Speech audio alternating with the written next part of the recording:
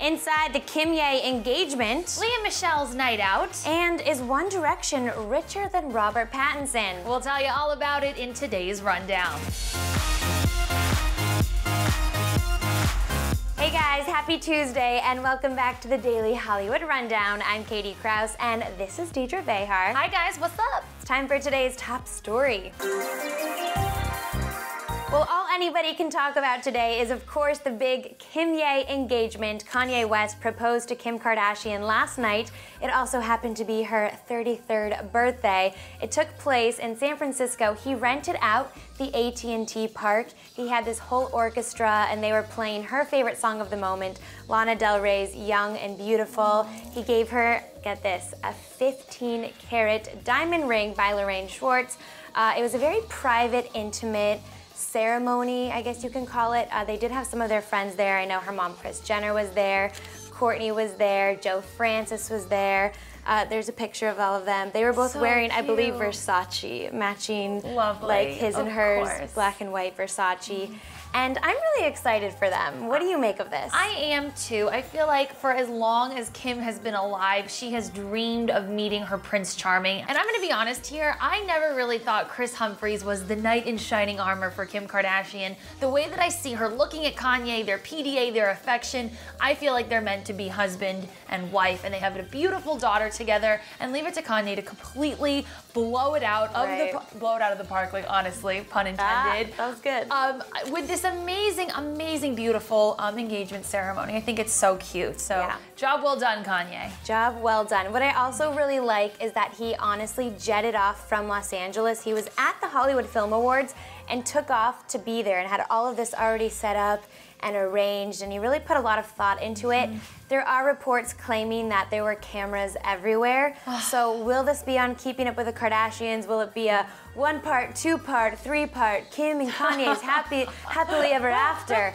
Probably, if we know the Kardashians, probably. It's weird because Kanye's not a fan, but maybe for this. You know what, I feel like he was probably like, you know what, we can put it on the reality show, just the engagement, but I highly doubt we would see a Kanye and Kim televised wedding. I just don't think that that's his jam. Yeah, I hope not.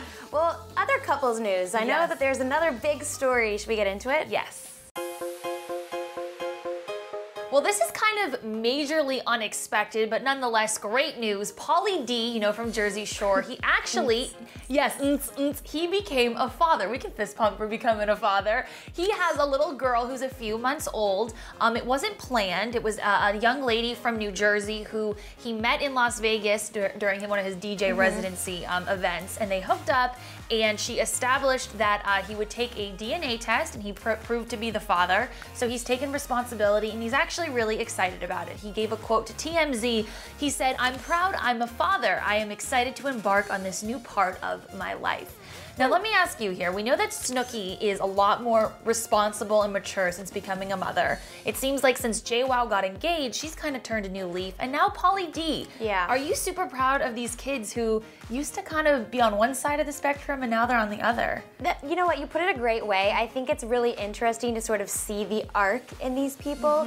And you're right, Snooki at first, she got a lot of heat, a lot of backlash, and she proved everybody wrong. I mean, she's doing great on Dancing with the Stars right now. Amazing. And for Pauly D, look, I don't ever think that he was one that we were really harping on because he always was kind of professional with his whole DJ career. So the fact that he's taken responsibility, he's owning up to it, I hope he wants to be in this little girl's life. I think he will be. He seems like a stand-up guy. Now that we've met him, we've interviewed him. He's lovely. He always seems delightful. So Papa Pauly, congratulations. We're excited for you. I want to meet this lady. I know. I wonder if he'll put a ring on it. Do you think she's a Guidette? Who knows? Maybe so. Okay, let me ask you a question. Yes. Who do you think is the richest Brit under 30 at this very moment? That's tough, but just off the top of my head, I'm gonna say either Robert Pattinson, because he made a lot of money with Twilight, or maybe Daniel Radcliffe from Harry Potter. You're right, kind of. You're right. Okay. So He Magazine, you guys, they put out their annual Richest Brits Under 30 list, and the list is kind of surprising because One Direction is actually at the very top. Wow, they're number one. They're number one. They ranked in over $95 million this year. But here's the thing, not each of them, that's collectively. Oh. So you were right, because Daniel Radcliffe is the highest earning individual. Okay. He brought in $90.64 million this year. Just one person? Just one person. Robert Pattinson, who you also guessed, $71.21 million. Cha-ching. Not too shabby. And finally, Keira Knightley got $60.13 million, sorry. And then Emma Watson rounds out the top 5, over $45 million this year. So this is between movie, television, music sales, endorsements. I mean, they look at everything.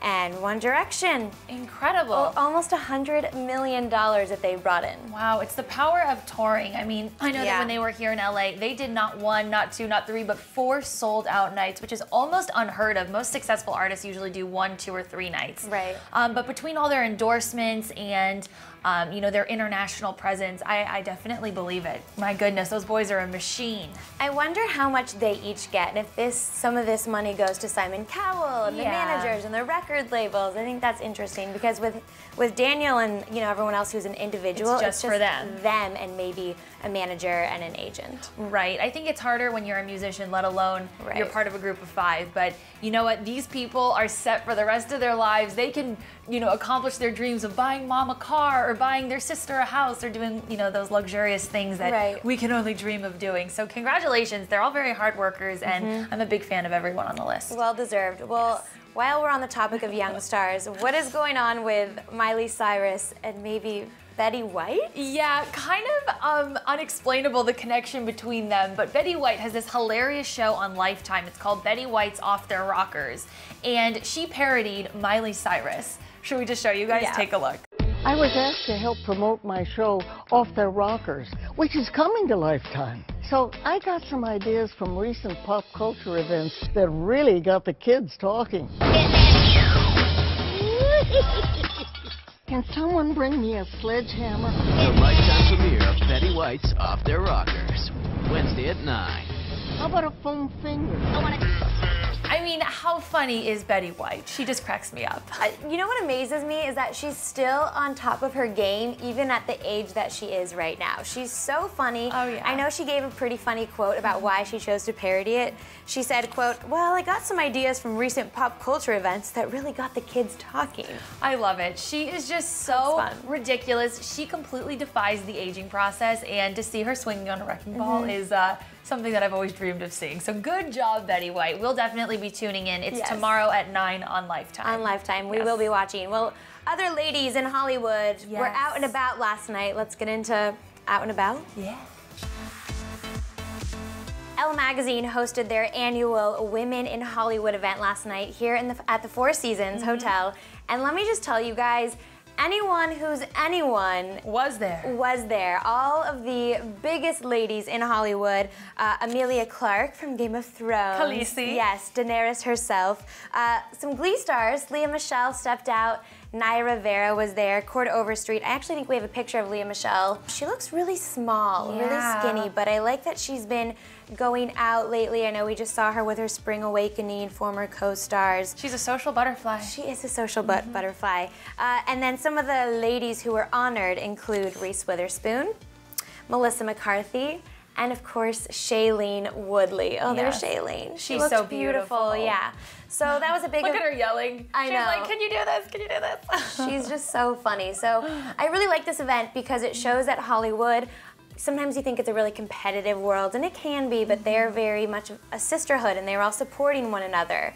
And they all gave great speeches about one another, and I appreciate that. I couldn't agree more. It's so right. It can be very catty and very competitive and awful at times, but these women are true testaments that if you are nice to everyone and you work hard, you can really achieve some great things. Yes, exactly. Well, across town, if you weren't at this event, then you were probably at the Hollywood Film Awards, is that right? Yes, at the Beverly Hilton, you guys, the 2013 Hollywood Film Awards kicked off the 2014 award season, and literally there was so much A-list talent I can't even handle it. We had Sandra Bullock, Jared Leto, Matthew McConaughey, Kanye West, and Julia Roberts all there. It was a really magical night. Chris Martin from Coldplay, he performed his new song off the Hunger Games Catching Fire soundtrack. And it was just a really big night, a lot of really great films coming out this year. Of course, Gravity, Dallas Buyers Club, and of course Kanye West was there before he jetted off to propose to Kim. So a really fun night and some really big talent. I'm very excited for this award season. Yes, and this award show really kicks off. I mean, it gets people talking about the Oscars. What do you say? Oh my gosh, 100%. I think Sandra Bullock is obviously a front runner. I think Jared Leto is a shoo-in for Best Supporting Actor. I mean, playing a transgendered role, just completely amazing and blew me away. Yeah. Well, before we get into Tuesday favorites, I have to give a big ol' happy 28th birthday to Zach Hansen. Hope that it's great. Hope you're celebrating with your family. Yes. Mbop. More handsome than ever. We love you, and we hope you keep putting out good music. I also want to mention, you guys, the People's Choice Awards. We're already starting to talk about them, even though they're in January. You can go to peopleschoice.com right now and start voting for the nominees. There's a lot of really fun new categories. We've got favorite movie duo and favorite alternative artist. And favorite country artist, too, I think. Yes, they're adding that. One, Yes, so very exciting. Go ahead to peopleschoice.com for more. Yes. All right, should we bring out Jamie Stone? Let's do it.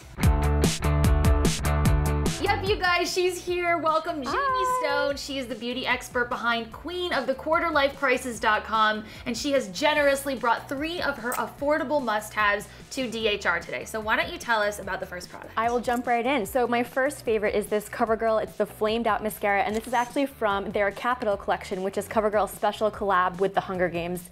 You can't beat that. Amazing. I love that. It's really good. Second is the Neutrogena Healthy Defense. It's a daily moisturizer with SPF 30. I'm a sunscreen crazy person. I need this on my face. It's really smooth. It won't break you out. I'm obsessed with this. Great. And my last favorite is the Mitch Stone Essentials Luster Drops. I have really frizzy hair. It just does a really good job of kind of getting all the frizz down and taming your hair, and it works in every different hair type. So what is it? Is it a spray? Is it a serum? It's a serum. You want to try a little bit? Yes, It smells so good. It's great for your hair, getting rid of all the frizz and taming it. It smells so delightful. Ooh, fruity and fragrant. I love this. Put some on my ends. Yeah. Put some on your ends. Put some on yours because my hair's in the braid. Yes, you can. Silky and smooth. Nice. I love that. I'm really the most excited about this, though, I have to say. Hunger Games. Will I look like Katniss if I wear this? I think so. I'm wearing it right now. It's my favorite mascara. Huge volume on these lashes. They're amazing. I like it. For more Jamie, you guys, go ahead head over to the Queen of the QuarterLifeCrisis.com. The link is right now on your screen. You just have the best beauty blog in the whole entire universe. Thank you. You're just always so honest, and that's what I always very direct. appreciate. Yeah. If you like it, you like it. If you hate it, you hate it. And lots of helpful tips. Thank you so much for being here. Thank you for having me. Well, I'm gonna definitely get that mascara, the Hunger Games mascara. Incredible. I'm excited about it. I'm excited about the Hunger Games. We know this. So big thanks to Jamie Stone for, of course, being here. And then before I let you guys go, don't forget, the PLL Halloween episode airs tonight, followed by the premiere of Ravenswood. Big night. We will be dissecting every little portion of it on tomorrow's Daily Hollywood Rundown, so make sure you guys are tuning in. Before we go, what do you want to ask them? I want to know what you guys think about the Kimye engagement. Do you think they're gonna head to the altar anytime soon? Do you think they're gonna have a big wedding, small wedding? I wanna know all your Kimye thoughts.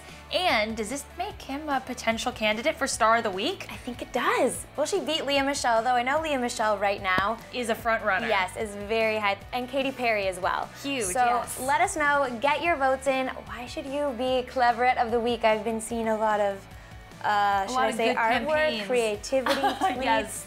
Instagram. So you guys get your artwork in, and we'll see you back here tomorrow for Shout Out Wednesday. Let's do it. Shout Out Wednesday. I'm Katie, she's Deidre. Bye, guys. Bye.